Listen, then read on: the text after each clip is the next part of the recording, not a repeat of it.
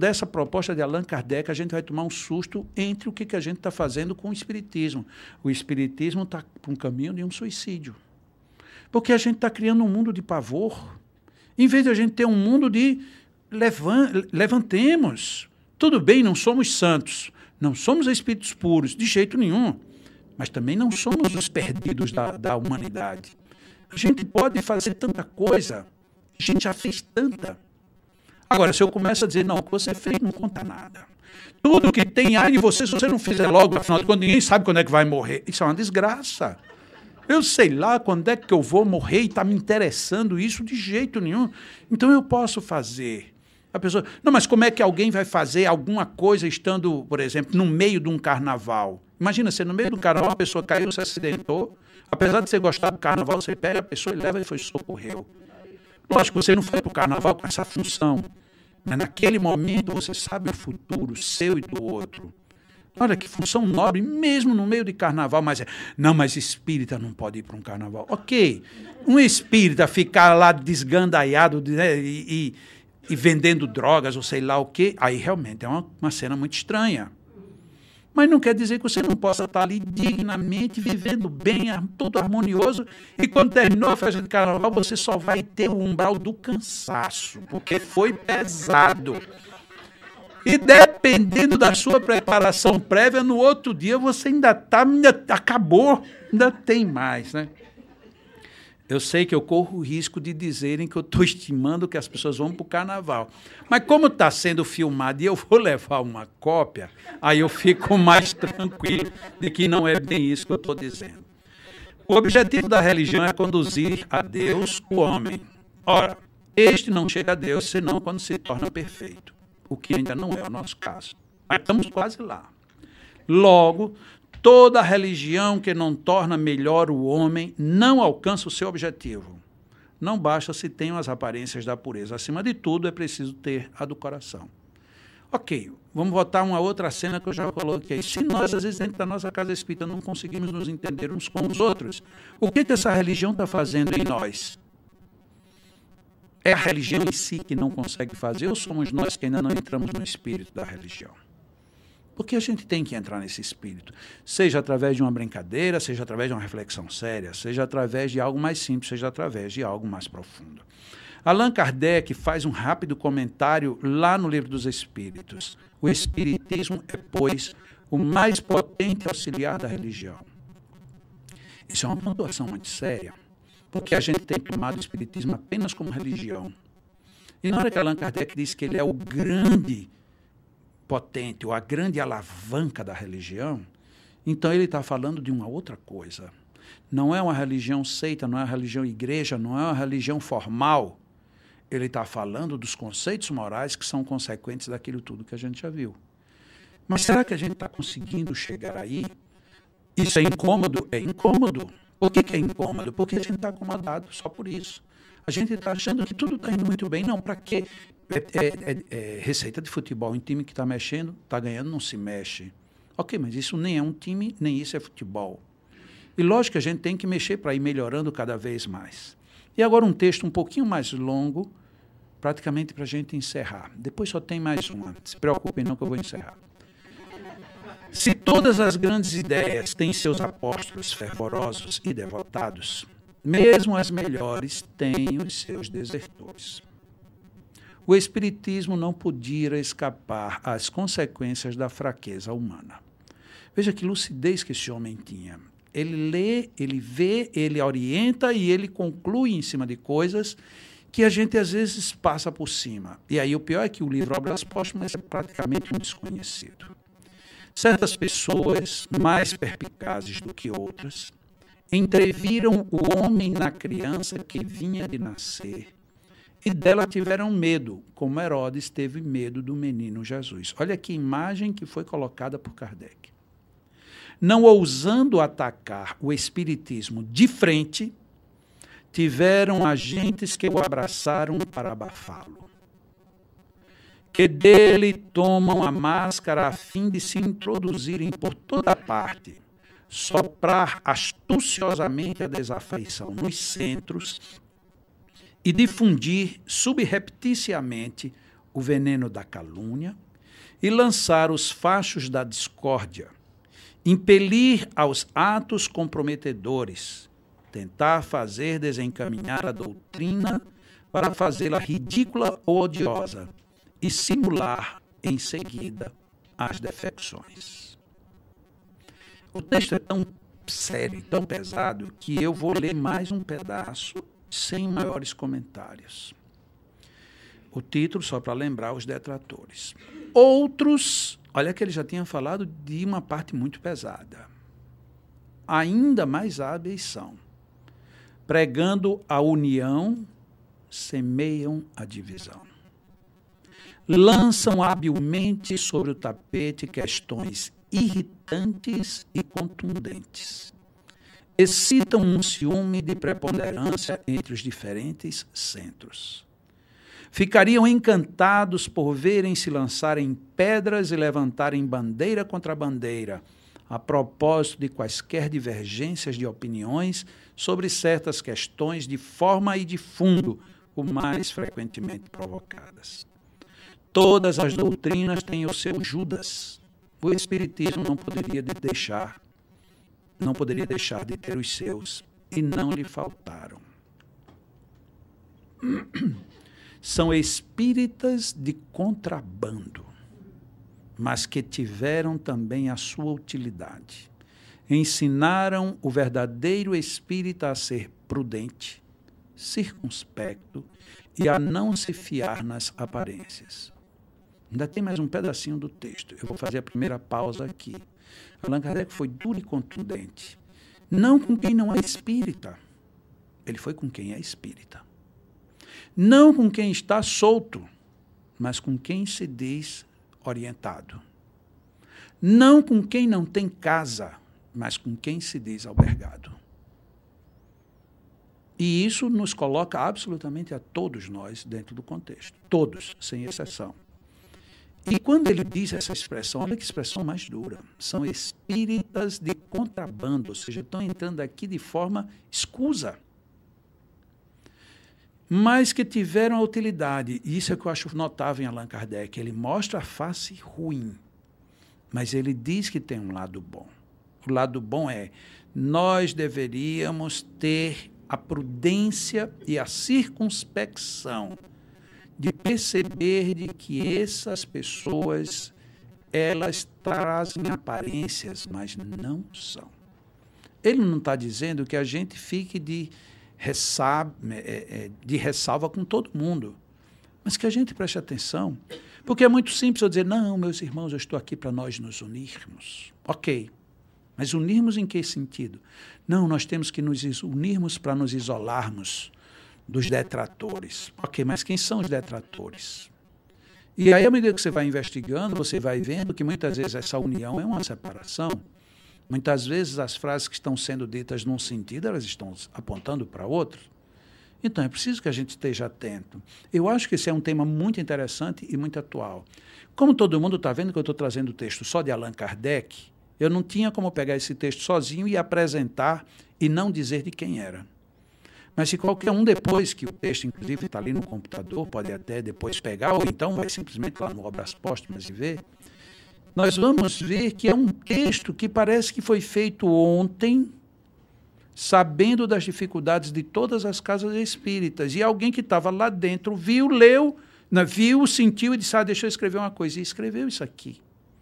Entretanto, foi Allan Kardec quem escreveu.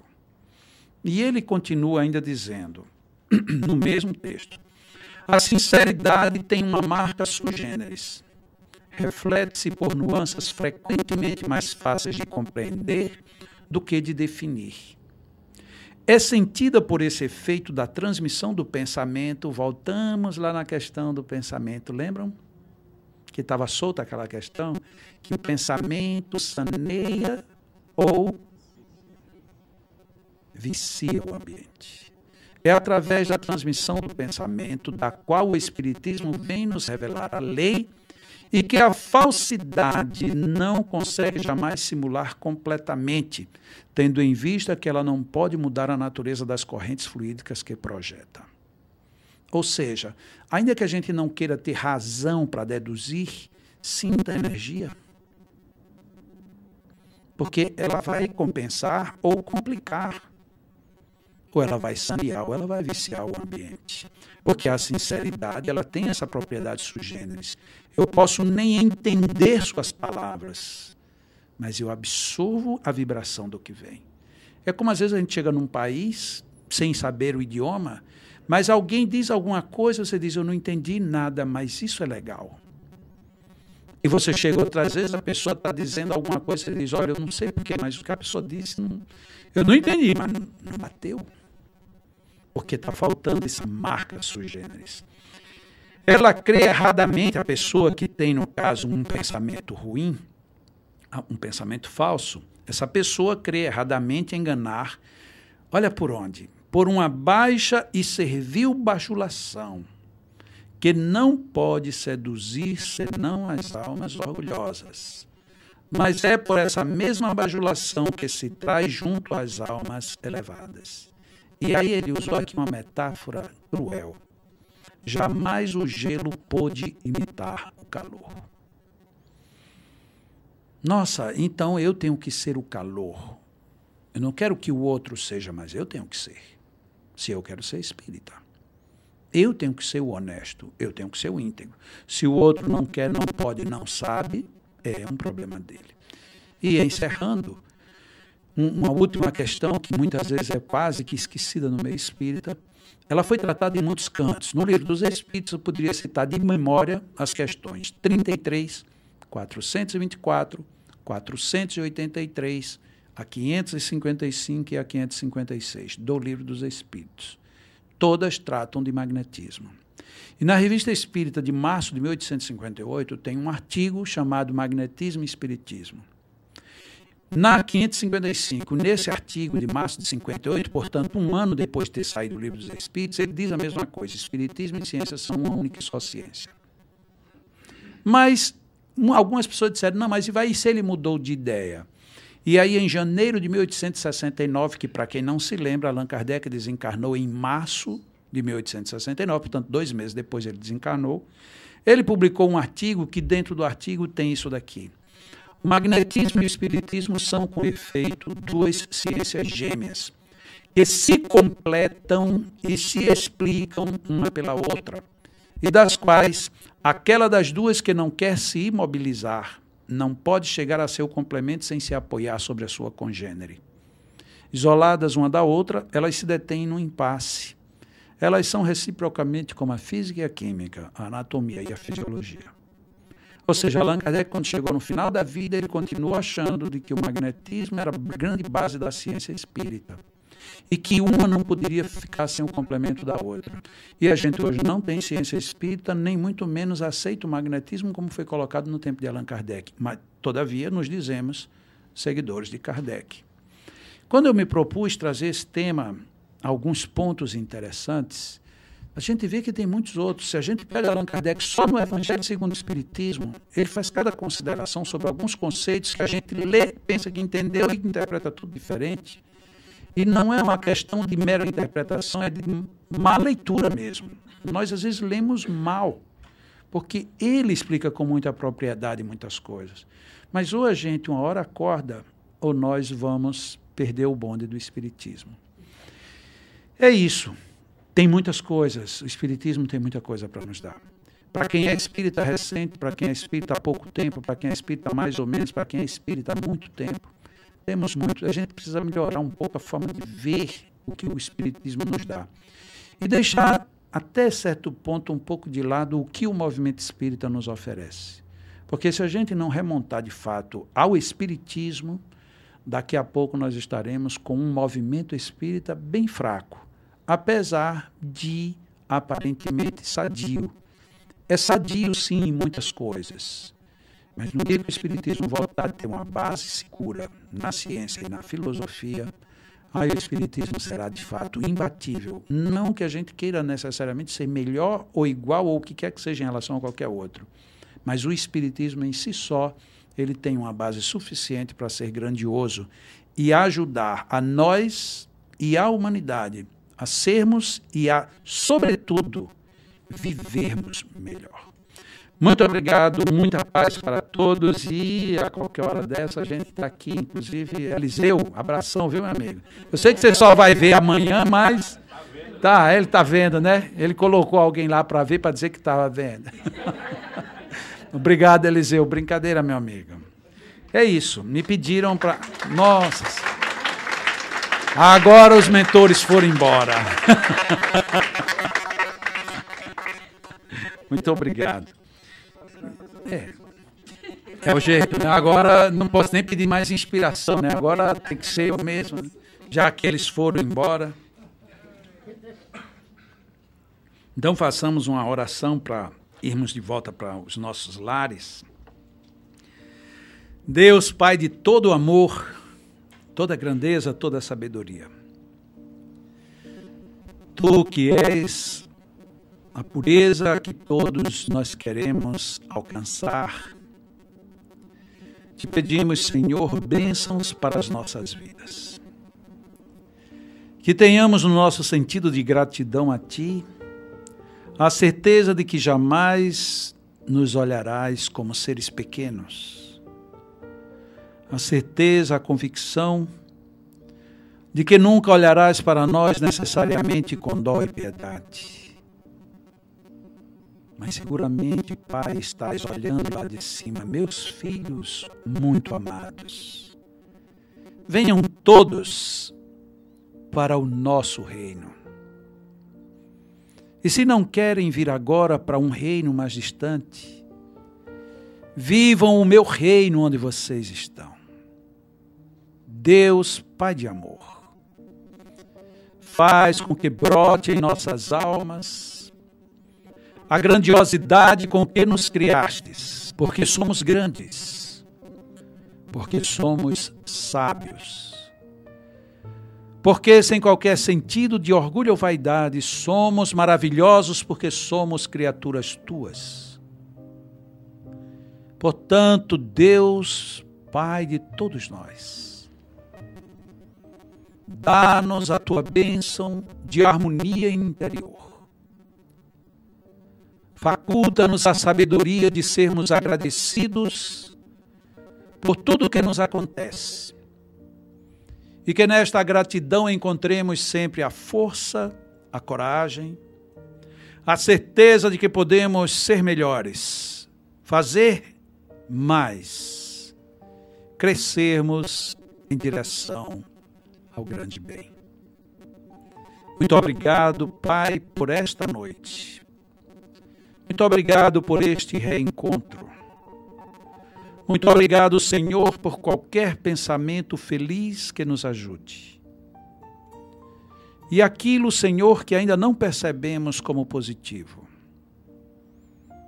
Com a tua bênção, descobriremos qual a finalidade disto em nossas vidas. Muito obrigado, Pai. E que a tua paz nos acompanhe hoje e sempre, que assim seja.